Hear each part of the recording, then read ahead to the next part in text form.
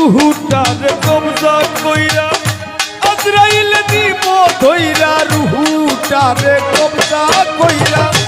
আজরাইল দিব ধইরা শুনব কায়া রইব কইরা